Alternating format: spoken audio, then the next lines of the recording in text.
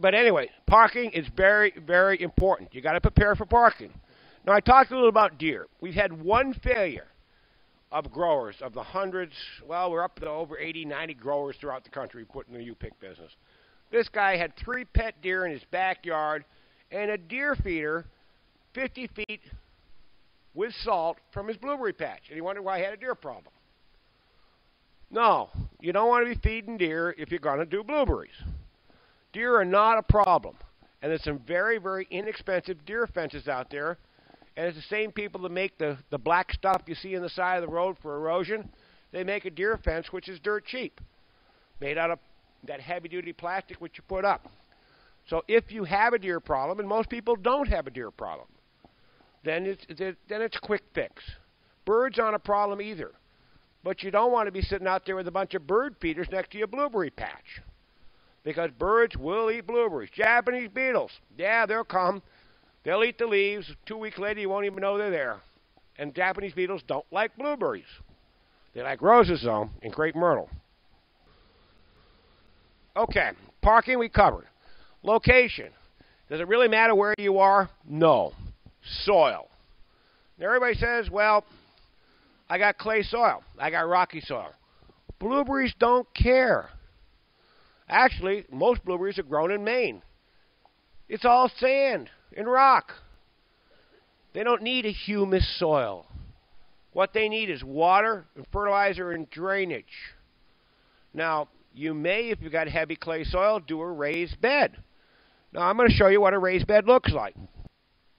Pass this around. And all we did is we've got a nifty little machine that goes back and it raises the elevation about 8 inches to allow the water to drain off. If you got really heavy soil, you incorporate some pine bark. Only pine. Now we mulch blueberries with pine.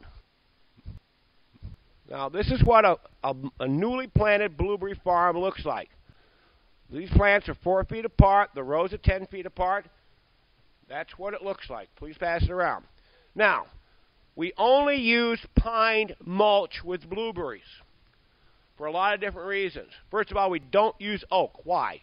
Oak is a hardwood, and it takes a lot of nitrogen to make the oak break down.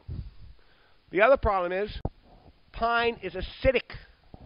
If you go look under a pine tree, you don't have any weeds under a pine tree. It's a low pH, and blueberries like a 5 to a 5.5 pH.